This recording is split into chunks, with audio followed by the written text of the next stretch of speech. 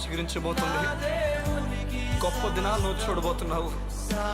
నీ యేసుకు సమస్తము సాధ్యమే. గుడ్ మార్నింగ్ దేవుని ప్రియ కుమారుడా, గుడ్ మార్నింగ్ దేవుని ప్రియ కుమార్తె. Special good morning to you. ఈ ఉదయం నా జ్ఞానం గురించి నేను మాట్లాడడానికి ఇష్టపడుతున్నాను.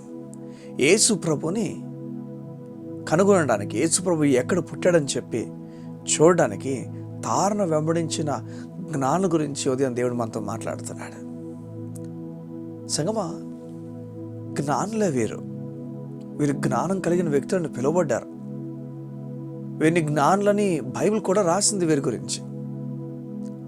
జ్ఞానులంటే ఇతరుల జ్ఞానానికి మించినప్పుడు, లేకపోతే వారు జ్ఞానయుక్తంగా ఒక పని చేసినప్పుడు, ఏదైనా వారు మాట్లాడే తీరు కానీ, వారు చెప్పే జ్ఞానం కానీ, చెప్పే విషయాలు కానీ ఇతరులకు తెలియనివన్నీ కూడా చెప్తున్న వ్యక్తులు అవ్వచ్చు.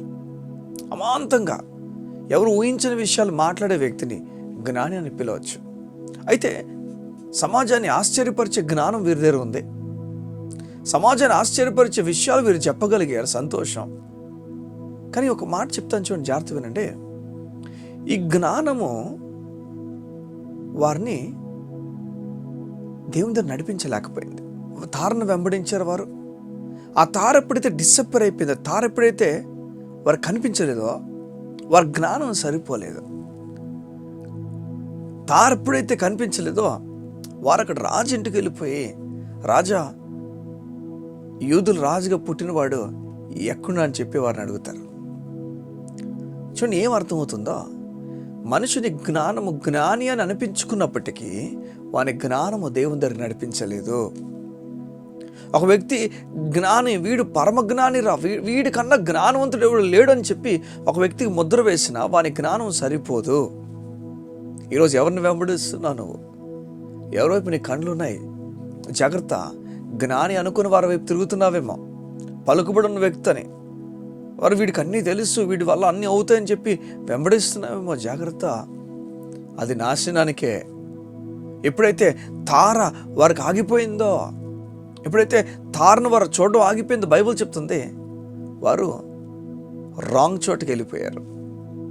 అవును, ఈ లోకము ఒకవేళ వారి జ్ఞానం మీద ఆధారపడితే రాంగ్ చోటుకు వెళ్ళిపోతారు. రాంగ్ చోటున వారు ఇన్వెస్ట్ చేయకుండా టైం అంతా ఇన్వెస్ట్ చేస్తారు. వారు ఉండకూడని చోటు ఉండి వారి జీవితంలో సమస్యను తీసుకుని వస్తారు. బైబిల్ చెప్తే అక్కడికి వెళ్ళిన తర్వాత రాజు చెప్పేటి విధంగా మీరు వెళ్ళండి, మీరు చూసి ఆయన పూజించి మరలా దగ్గర రండి. రాజు తాలూకు ప్లాన్ వీరి ద్వారా తెలుసుకొని ఆ శిష్యుని చంపాలని ఒక తప్పుడు ప్లాన్ ఆయన ఆలోచించాడు. కానీ చివరికి దేవుడు తప్పించాడు. దేవునికి మహిమ, తప్పించే దేవుడు గనక. ఎవరైనా దేవునితో మాట్లాడి చెప్తున్నాడు, జ్ఞానులను వెంబడించక, నీ జ్ఞానాన్ని కూడా వెంబడించక, దేవుని జ్ఞానాన్నైనా, వాక్యాన్ని వెంబడించాలి. ఆ వాక్యాన్ని మనం చూడాలి. బైబిల్ చెప్తుంది జ్ఞానము వీధుల్లో కేకలు వేస్తుందని.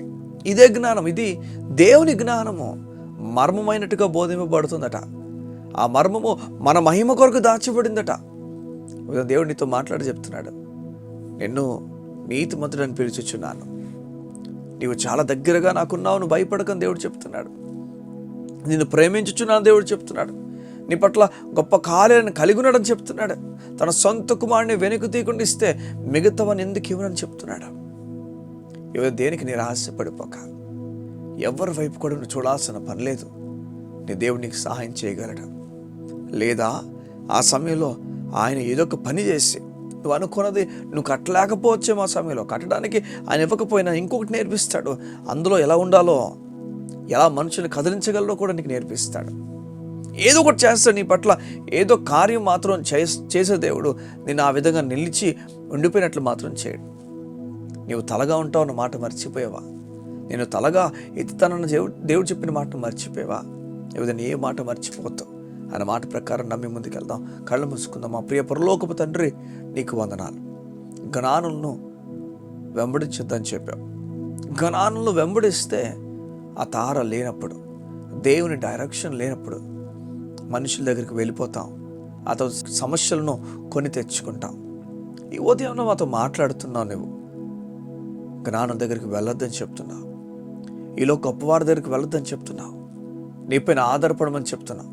నీపైన ఆధారపడినట్లుగా నీ బిడ్డలు నీపైన ఆనుకున్నట్లుగా నీ వైపు చూచుండగా వారికి కావాల్సిన అన్ని విషయాల సహాయమును ఇమ్మని అడుగుతా.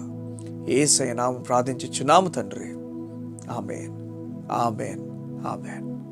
ఈ ఉదయం దేవుడు నీతో మాట్లాడి చెప్తున్నాడు, దేనికి అధైర్యపడద్దు, నేను నీకు తోడై ఉన్నాను. జ్ఞానులను ఈ లోకపు వ్యక్తిని నమ్మదు, నన్ను నమ్ము, నేను గొప్పగా ఇచ్చేస్తాను. God bless you. See you tomorrow.